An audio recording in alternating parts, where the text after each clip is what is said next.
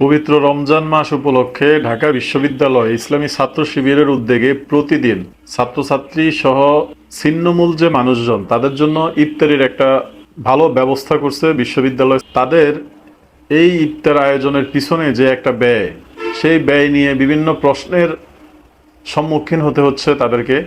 ছাত্রদল কেন্দ্রীয় কমিটি সহ বিশ্ববিদ্যালয় ছাত্রদলের নেতাকর্মীদের দাবি, প্রতিদিন এই ইফতার বিতরণের পিছনে ইসলামী ছাত্র শিবিরের ব্যয় 3 লক্ষাধিক টাকা। তাদের প্রশ্ন, ছাত্র শিবির ছাত্র সংগঠন হয়েও এত বড় ব্যয়ভার কিভাবে মেটাচ্ছে? প্রতিদিন 3 লক্ষ টাকা করে যদি তাদের ব্যয় হয়, তাহলে এই রোজার মাসে তাদের ব্যয় 90 লক্ষ টাকা, প্রায় 1 কোটি টাকার কাছাকাছি। তো এইটা তো প্রশ্ন হইতেই পারে যে এই 1 কোটি টাকার যোগান একটা ছাত্র সংগঠন কোথা থেকে দেয়? মজার বিষয় হচ্ছে, ছাত্রদল এবং ছাত্র শিবির এই দুইটা ভাতৃপ্রতিম রাজনৈতিক সংগঠন একসাথে কাঁধে কাঁধ মিলিয়ে রাজপথে বিভিন্ন আন্দোলন সংগ্রামে নেতৃত্ব দিলেও ক্ষমতার প্রতিযোগিতায় এসে এখন এই যে কাদা ছোড়াছুড়ির রাজনীতিটা শুরু হইল।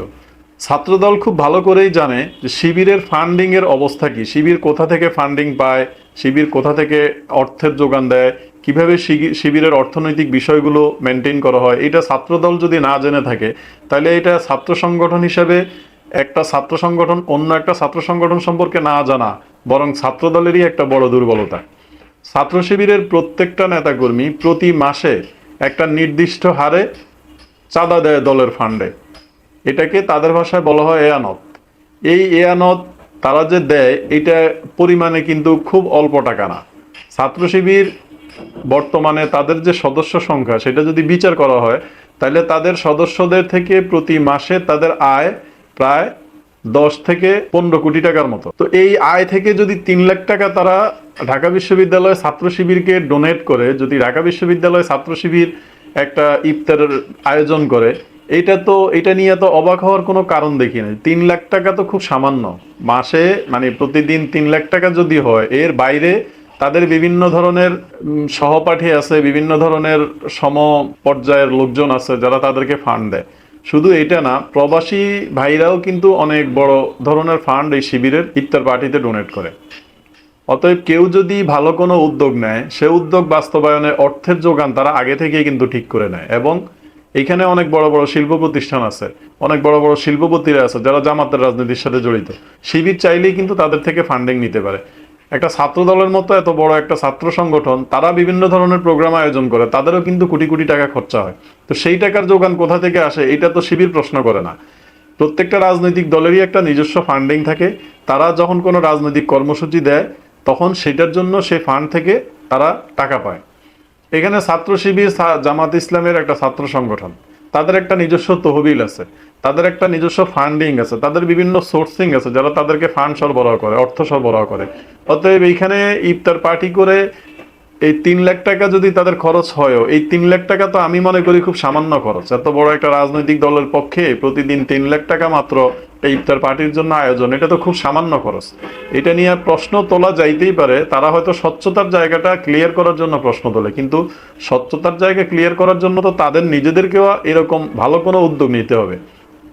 আজকে যদি দেখতাম যে ছাত্রদলও এরকম সেম কোনো একটা উদ্যোগ নিয়ে মানুষের মধ্যে ইফতার সরবরাহ করতেছে, এটা তো খুব ভালো একটা কাজ। ছাত্রদল যদি এই কাজটা করতো, তাহলে কিন্তু এই প্রশ্নটারও সুযোগ থাকতো না তাদের। তারা নিজেরা কোনো ভালো কাজ করবে না, আবার কেউ যদি কোনো ভালো কাজ করে তখন তাদের পিছে লেগে থাকবে। আর শিবির ইফতার পার্টি করতেছে, ইফতারি বিতরণ করতেছে, এটা তো খুবই ভালো কাজ, এটা তো ধর্মীয় কাজ। এই কাজে তো তাদের প্রশ্ন করার কোনো সুযোগ নেই। এমন তো না যে তারা যদি সুনির্দিষ্ট কোনো অভিযোগ দিতে পারতো যে শিবির এই ইফতার পার্টির জন্য অমুক জায়গায় যা চাঁদা চাইছে, তমুক জায়গায় যা চাঁদা চাইছে, তাইলে তাদের প্রশ্নটা ভ্যালিড হইতো। যেহেতু এরকম কোনো তথ্য প্রমাণ তারা দিতে পারতেছে না, শুধুমাত্র হুজুগে একটা কোশ্চেন ছুড়ে দিলে আকাশে সেটা খুব ভালো কিছু যে বয়ে আনে এমন তো না। তারা এই প্রশ্ন ছুড়ে বরং তাদের নিজেদের দৈন্যতাটারই প্রমাণ দিল যে তারা অন্য একটা ছাত্র সংগঠন সম্পর্কে ভালোভাবে জানে না, অথচ তাদের সাথে একসাথে তারা রাজপথে আন্দোলন করছে। এই শিবিরের সাথে কাঁধে কাঁধ মিলিয়ে পিঠে পিঠ মিলিয়ে আন্দোলন করা ছাত্রদল আজকে যদি প্রশ্ন করে যে শিবিরের ফান্ডিং এর সোর্সিং কি, তো এইটা তো হাস্যকর হয়ে যায় না? দীর্ঘদিন 15-16 বছর যে ছাত্র সংগঠনের সাথে সম্মিলিতভাবে তারা আন্দোলন সংগ্রাম করলো, সেই ছাত্র সংগঠনের নিজস্ব ফান্ডিং ক্যাপাসিটি কি, তাদের কোথা থেকে অর্থ আসে, এই সম্পর্কেই যদি জ্ঞান না থাকে, তাহলে এদের তো আরো অনেক বেশি পড়াশোনা করা লাগবে এই সংগঠন সম্পর্কে। যে কোনো বিষয় সম্পর্কে আপনি যখন কমেন্ট করতে যাবেন, মতামত দিতে যাবেন, সেই সম্পর্কে অবশ্যই আপনার আগে পড়াশোনা করতে হবে। শিবির 3 লাখ টাকা প্রতিদিন ব্যয় করে যদি ইফতার দিয়ে থাকে, আমি মনে করি এটা তাদের যে ফান্ডিং সোর্স, তাদের যে অর্থ, সেইটার ক্যাপাসিটির তুলনায় খুব সামান্য। 3 লাখ টাকা কেন, তাদের প্রতিদিন 3 কোটি টাকার ইফতার দেওয়ার সামর্থ্য আছে। তো এইটা নিয়ে প্রশ্ন তুলে তো মানে নিজেদের দৈন্যতা প্রকাশ করার কোনো মানে হয় না।